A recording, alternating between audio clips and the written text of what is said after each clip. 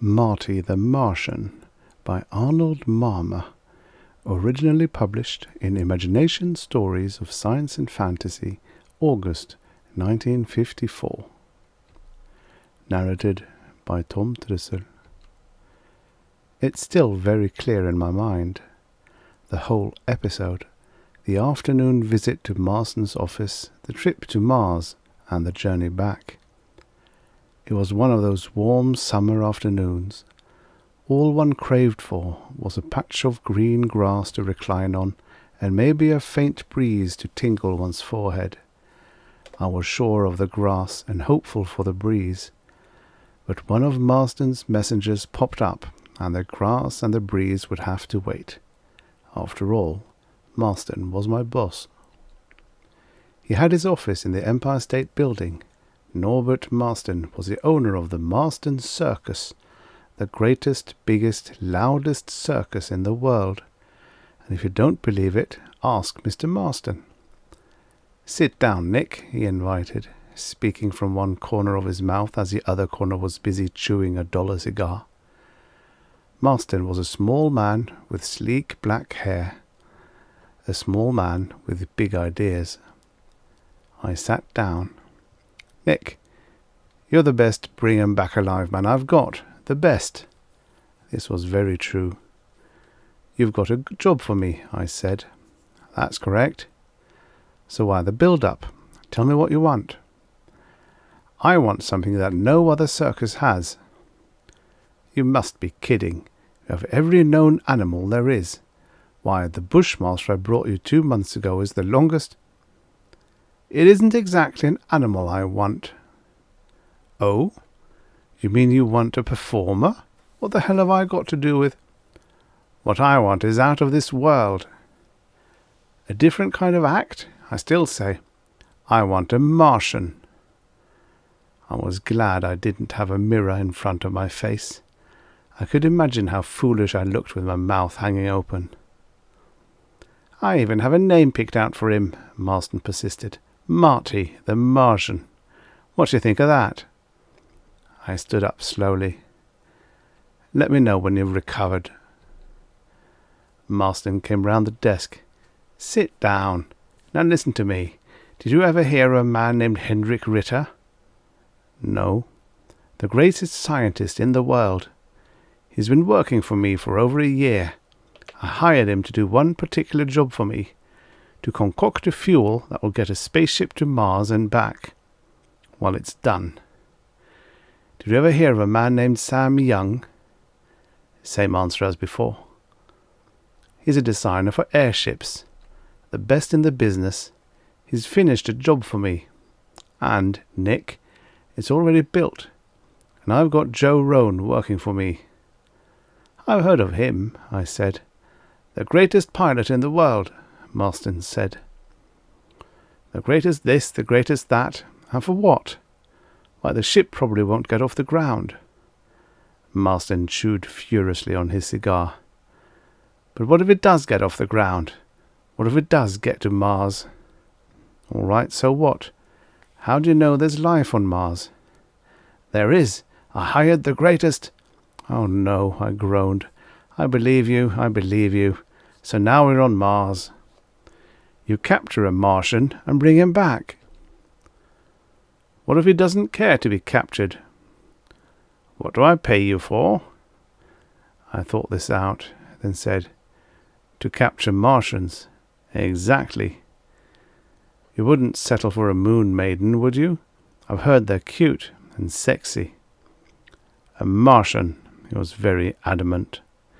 "I'll have the greatest attraction in the world, Nick. I'm the kind who gets what he wants. I've spent over $3 million on this project, and I'm ready to spend another $3 million. Just get me my Martian, and you'll be a rich man.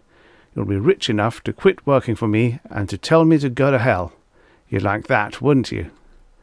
I'd like that very much.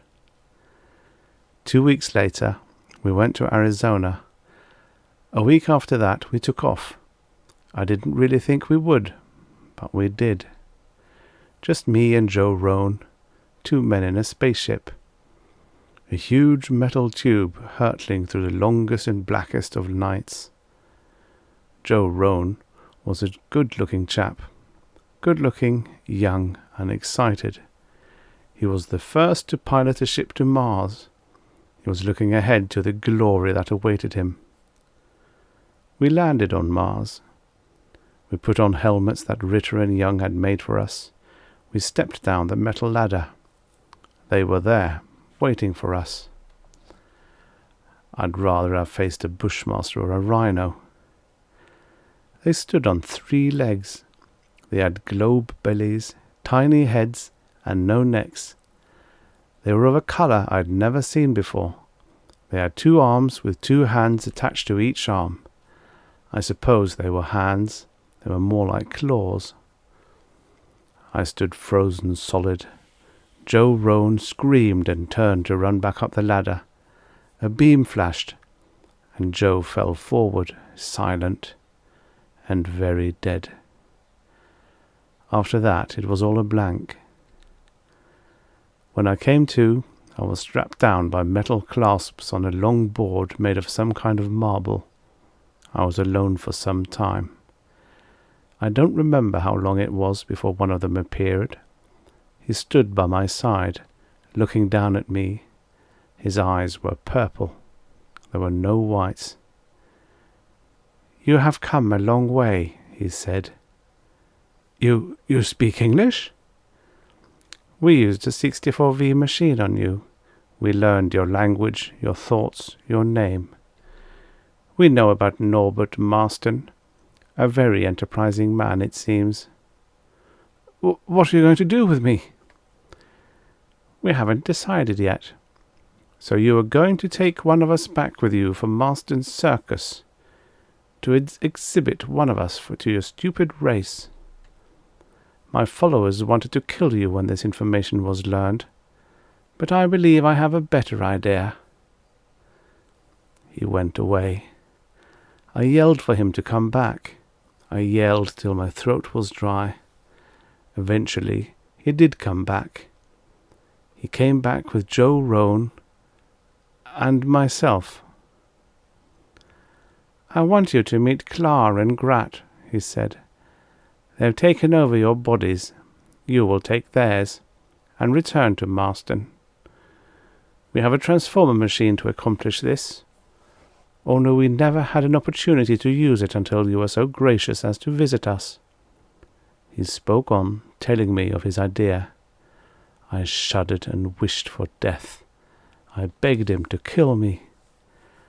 Then a contraption was fitted over me, and it hummed, and I passed out. I remember the trip back to Earth. I'm no longer Nick Faber. I'm Marty the Martian. What a cute title Marsten has hung on me. I've got a nice home, and I get plenty to eat. Only my home is a cage, and it's made of glass. People come from all over the world just to see me, and Marsten has been to see me every day. He chews on his big cigar, and there's a smile on his face a yard wide. I tried to talk to my keepers, but all I can manage is some crazy kind of gibberish. I also see Clar and Grat, but they're only there when Marsten is around. They're keeping very close to him. My being transformed into a Martian was just part of it. Clar and Grat were going to carry out the rest of it. On one dark night, and very soon. Clar, Grat, and Marsten were going to disappear. Maybe I was the greatest attraction on Earth, but Norbert Marsten was going to be the greatest attraction on Mars.